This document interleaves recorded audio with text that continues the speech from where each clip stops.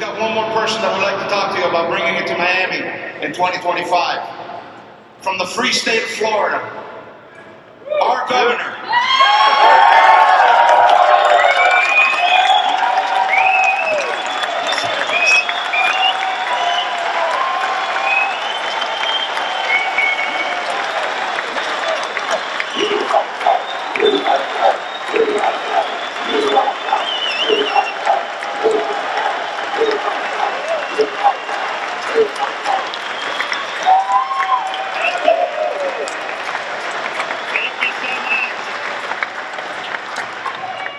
To be with you all. It's great to be in a great state like Indiana, and I will tell you, if you guys end up doing the convention in Miami in 2025, I will come to that as well.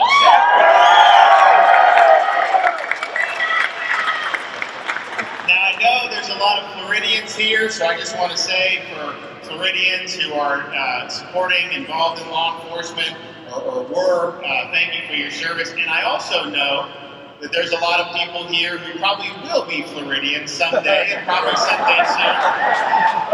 So to all my future constituents, I want to especially thank you for all you do. And I want to thank everybody for what you do and for being a part of a noble profession. You know, Florida, we are proud to be a law and order state.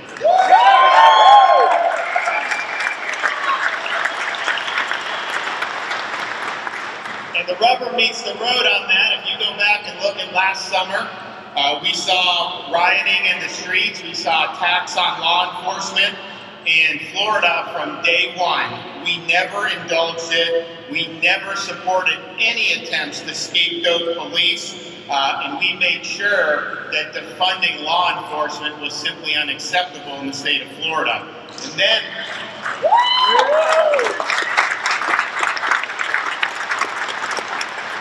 when it came to making sure that there was order in our streets, particularly when you started to see violent assemblies, and I don't need to tell some of you what's happened in many cities across our country. In Florida, we said we are not tolerating rioting, looting, we're not tolerating mob violence.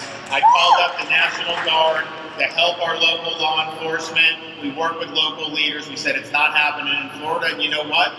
You didn't see a city burn down in Florida because we weren't going to let it happen. But I also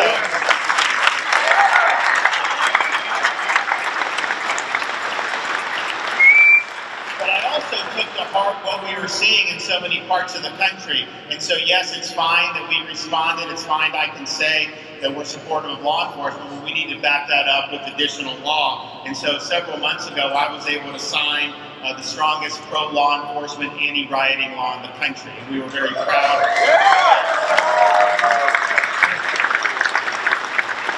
And what we did really does two main things. The first thing it does is it tells every local government in the state of Florida, we, the state of Florida, will not let you defund the police. That is not happening in our state. We also provided strong penalties for mob violence, violent assemblies, particularly when that violence is targeted at law enforcement officers. And I look around the country and you see, like Portland, they riot, they get a slap on the wrist, they get put back on the street. We said in Florida that doesn't work. If you riot, you're not getting a slap on the wrist, you're going to jail. And we're going to make sure you're in jail.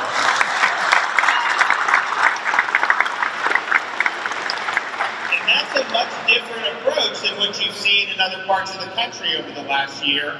You've seen cities, Chicago slashed $58 million for law enforcement in 2021. Do I even need to mention what's happening in crime in Chicago? I don't think so. The city of Portland cut $15 million for law enforcement. Now we've seen a spike in shootings and a wave of retirements and resignations for people serving on the force. One detective said the community shows us zero support. And you see people moving with their feet as a result. New York City cut $382 million for the NYPD. Shootings up dramatically, but also 75% increase in officers leaving either through retirement or through resignation. And there's many other cities we can go through where the same story happens over and over again.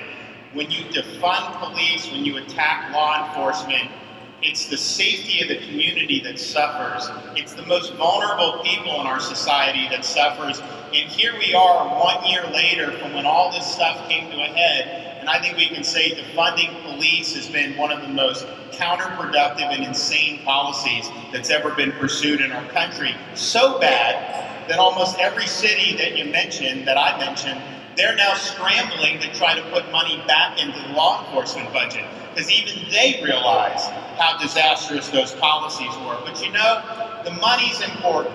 But if you look around our country, we had decades of very low crime historically. That was not something that happened by accident. That required, yes, it did require funding for law enforcement. It also required good laws and good policies.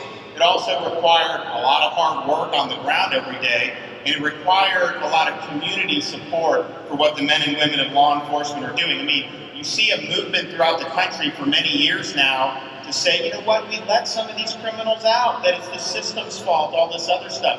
Let me tell you, criminals need to be put behind bars. That's how you have safe communities. Make sure that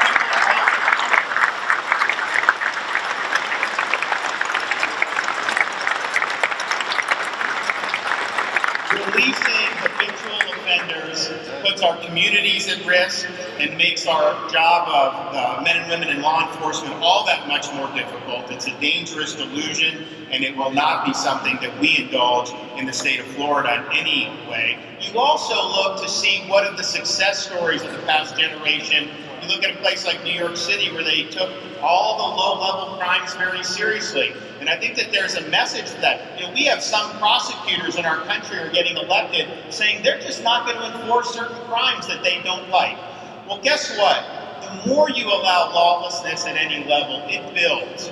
And you have a culture of lawlessness that builds in communities. It makes the job of people who are wearing the uniform all the much more difficult, and it makes our communities less safe.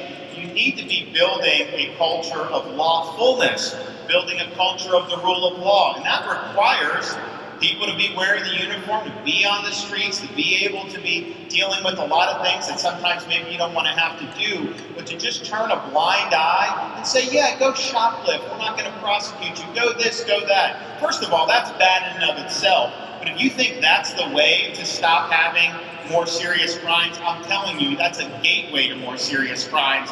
And so understanding the culture that you're building is very, very important. It's something that requires a lot of work for a lot of people.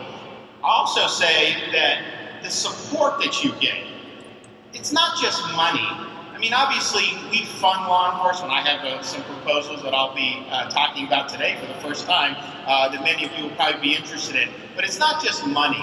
It's, are you supporting the people who are out there protecting us? And of course, in Florida, everyone knows who wears a uniform that the governor supports them. They know our legislature supports them. They know you have support throughout the communities.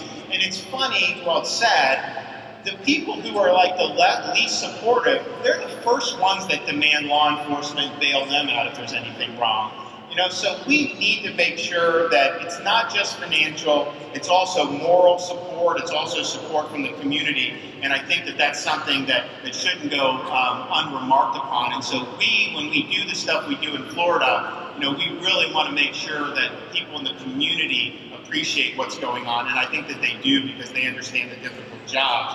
I must say that if you look over the last many years, the attacks that we see leveled against law enforcement have been fueled in large part by a very corrupt, agenda-driven, and dishonest corporate media complex in this country. They seek to smear law enforcement and exacerbate divisions in our society, all to line their own pockets. And I look back at some of the instances in which the corporate media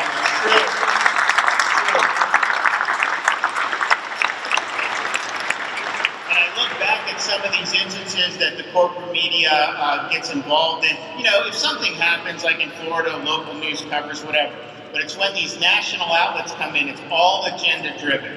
and they're trying to concoct narratives, and they're trying to do whatever they can do, obviously dividing society almost every day, gaslighting people, of course. But if you go back and look at some of these instances, so take, for example, the shooting in Columbus, Ohio that happened many months ago. So you have a distressed woman, she calls 911, says that she's going to be attacked with a knife, so the officer responds, shows up, you actually see a young lady wielding a knife, and so he's got to make a split-second decision about saving the distressed woman's life, and he engaged, and I think probably did save her life. And anyone that looked at that understood that these are tough decisions, but it was the right decision to have to make under those circumstances. Well, if you watch NBC Nightly News, you would think much differently, because when they played the clip on this, they selectively edited not just the 911 tape to take out any mention of the weapon,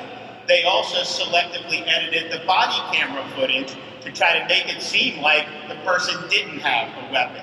You got to ask yourself, why would they do that? Was that just an innocent mistake, just happened to not? No, those were crucial facts to be able to understand what happened there. And that was a deliberate attempt by that organization to put a target on that officer's back, to increase divisions in our society, to accuse him, I guess implicitly, of a racial bias and other types of bad motives. And they did that knowing what they were doing.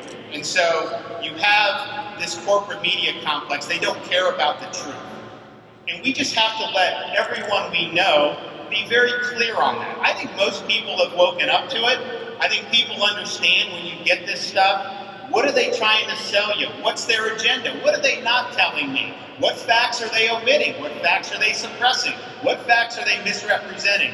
And if you don't look through all the stuff that comes across the transom with that critical eye, you're not really doing your job as a citizen. In fact, if there's anyone in this audience that believes without any critical eye what corporate media shoves down their throats, if any of you just believe it without any criticism or any critical eye, talk to me after this, because I got some oceanfront property in Arizona I would like to sell you.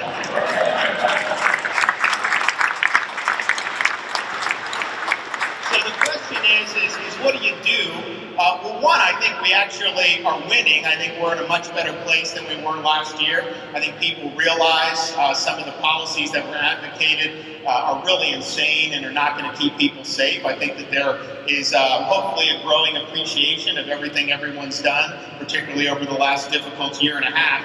In the state of Florida, though, we wanted to put our money where our mouth is. So in the last legislative session, I called for, the legislature passed, $1,000 bonuses for every single sworn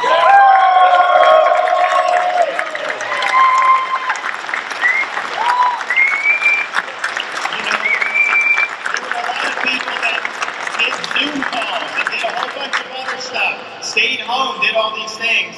People wearing the uniform didn't have that luxury. They needed to be out there. They needed to be helping in a variety of things, and they did a great job. And so we wanted to show our appreciation for that, and also just for all the negative that they've had to deal with.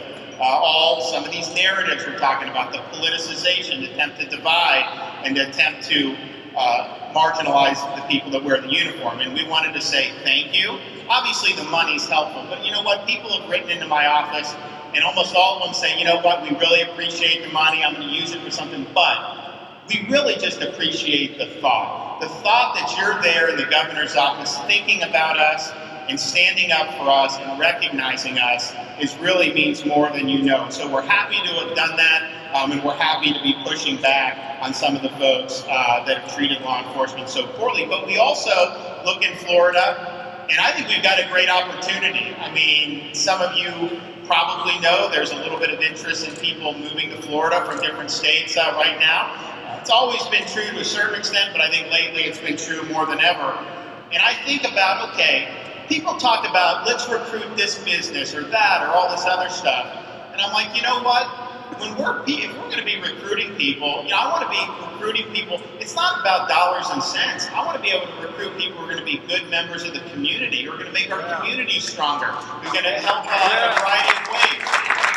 And so to me, one of the biggest opportunities we have in the state of Florida is to say to people who are well-trained, professional, and have worked really hard, some for many, many years in other parts of the country, who may not be treated very well right now, whose morale may be low, and we can look to you and say, you know what, there's a spot in the state of Florida for you. We value your service and we want you to come. And so I'm going to be seeking in the next legislative session, which will be in January, new initiatives to help recruit and retain talent in law enforcement. And that'll involve bringing people into Florida who've demonstrated proficiency, but also trying to get young people to view law enforcement as a noble calling and as a profession that they want to go to. So the first part of this is we're going to be authorizing anybody who's in law enforcement outside of Florida who moves in to take a job, or any new person, young person who goes through the training and is just starting out a career in law enforcement, we're going to support with state funds a $5,000 signing bonus for everybody that comes.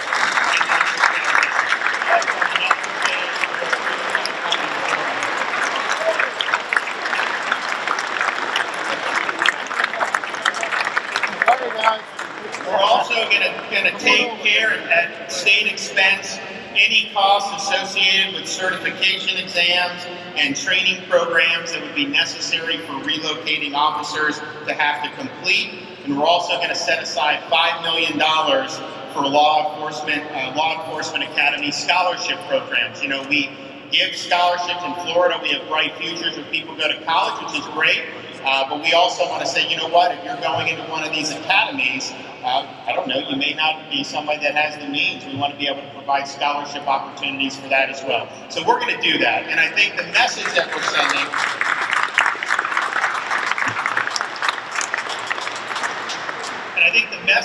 sending, is for the folks out there that may be demoralized and morale may be low, you're not getting support in some of these communities, which quite frankly, I mean, some of these communities have just gone insane with what they're doing. And so it's got to be very frustrating. And we're just saying, you know what? We've got our little oasis of freedom down in Florida. We respect the rule of law. We respect the people that wear the uniform. And, you know, we may very well have spots for you, and we're going to make sure to reward the folks that want to come and help keep us safe. But particularly with these young people, to make sure that they understand that this is something that if you go into this in Florida, this is going to be something that we're going to look up to you for doing. We're not going to denigrate you. We're not going to treat you poorly. We're not going to use you as a political tool.